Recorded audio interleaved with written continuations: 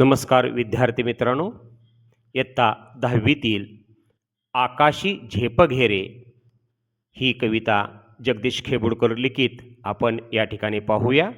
सर्वप्रथम कवी परिचय कविवर्य जगदीश खेबुडकर यांचा आपण पाहूया. जगदीश खेबुडकर यांचा जन्म 1932 साली झालेला आहे, तर मृत्यू 2011 साली झालेला आहे. जगदीश खेबुडकर हे एक प्रसिद्ध कवी आहेत. साहित्यिक, गीतकार, पटकथा, संवाद, लघुकथा, नाटक, दूरदर्शन मालिका यासाठी त्यांनी साहित्य निर्मिती केलेली आहे. त्यांची रचना साधी, सोपी परंतु नादमय शब्द ही त्यांच्या गीताची वैशिष्ट्ये सांगता येतील.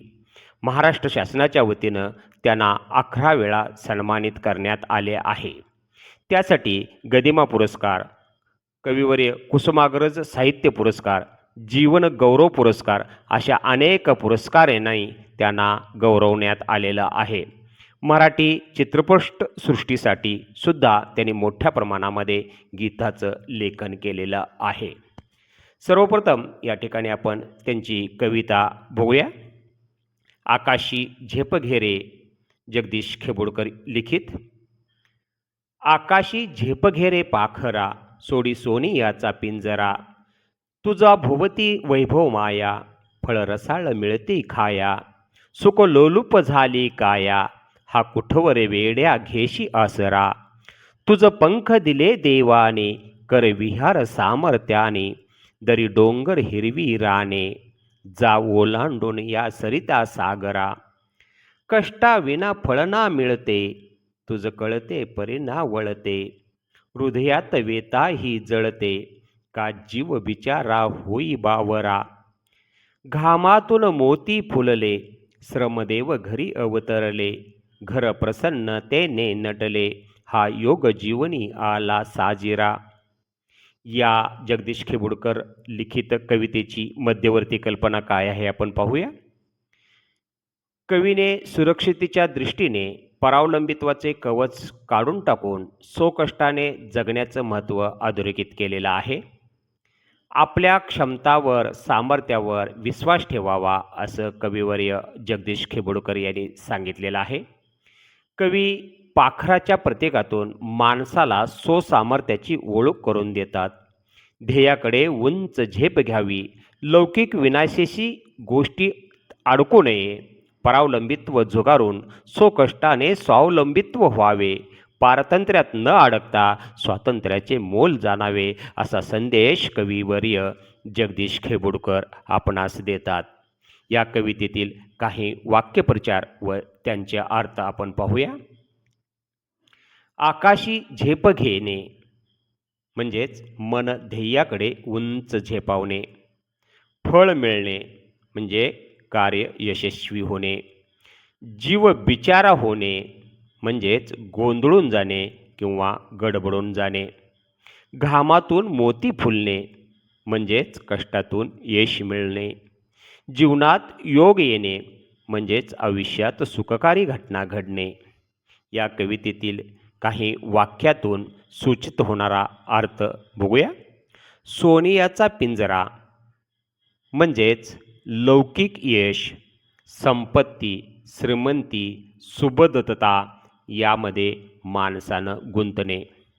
पाखरा म्हणजे माणसाच्या प्राणासाठी वापरलेलं प्रतीक अथवा माणसाचे जिवंत मन. या कवितेच्या ओळीनं आपण ओळी पाहूया.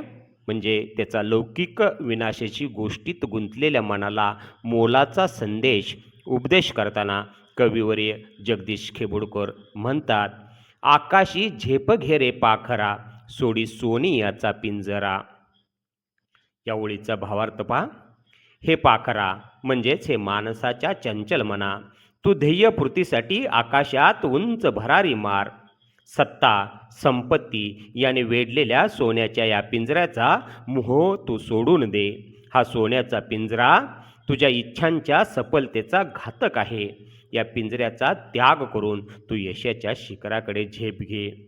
पारतंत्र्याचा त्याग करून स्वातंत्र्याचा आनंद घे असं जगदीश खेबुडकर हे आपणाला सांगतात. पुढल्या ओळी पहा. तुझ भोवती वैभव माया, फळ रसाळ मिळते खाया.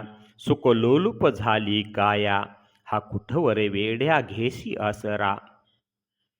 कवी या ठिकाणी उद्देशून माणसाला म्हणतात, आता तू मोहमाया, पैसा, संपत्ती यांच्या गराड्यात घेरलेला आहेस. तुला सुखाचे फळ खायला मिळते आहे. तुझे शरीर या लौकिक सुखाला लालचावलेले आहे.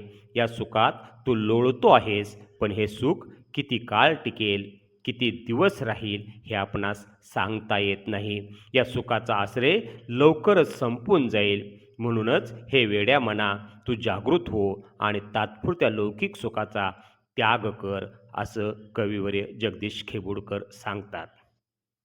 पुढल्या ओळीमध्ये काय म्हटले पहा. तुझं पंख दिले देवाने, कर विहार सामर्थ्याने. दरी डोंगर हिरवी राने, जा ओलांडून या सरिता सागरा.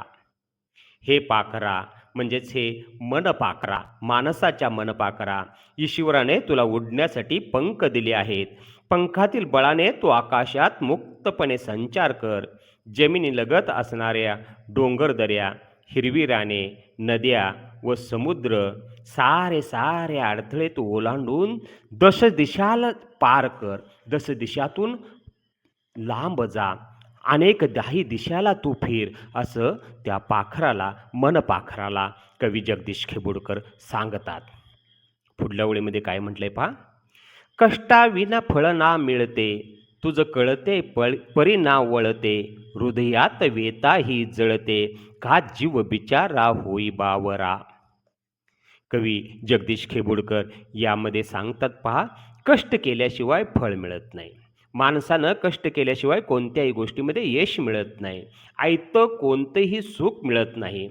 त्यासाठी अपार मेहनत करावी लागते, हे तुला समजते. पण कृतीमध्ये, आचरणात, वागणुकीत येत नाही. त्यामुळे तुझे मनातले दुःख मनातल्या मनात जळत राहते, धुमसत राहते. स्वातंत्र्याची ओढ तर आहे, पण त्याची पूर्तता होत नाही. त्यामुळे तुला बिचारा जीव कावराबावरा होतो आहे, कासावीस होतो आहे. पुढल्या ओळीमध्ये काय म्हटले पा.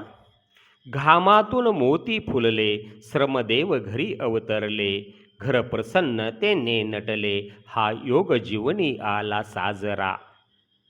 कवी जगदीश खेबुडकर या ठिकाणी म्हणतात पा, घाम गाळला की शेतामध्ये मोती पिकतात. कष्ट केलं की शेतामध्ये चांगलं पीक येतं, पिके भरतात. हा श्रमदेवी ईश्वराचा चमत्कार आहे. कष्ट करून घरात येणारे धान्य म्हणजेच श्रमदेवाने घरात होणारे आगमन आहे. त्यावेळी घरात समृद्धी व प्रसन्नता होते. कष्ट केल्याने असा सुखाचा गोड सुंदर प्रसंग आयुष्यामध्ये येतो. हे जाणून घे आणि हे स्वातंत्र्याचे मोल जाण, पारतंत्र्यातून बाहेर पड. स्वातंत्र्याचं मोल जाणल्यामुळंच या ठिकाणी कवी जगदीश खेबुडकर लौकिक विनाशाच्या गोष्टीत गुंतलेल्या मनाला मोलाचा उपदेश या कवितेमध्ये आकाश झेप घेरे या कवितेतून करतात. धन्यवाद.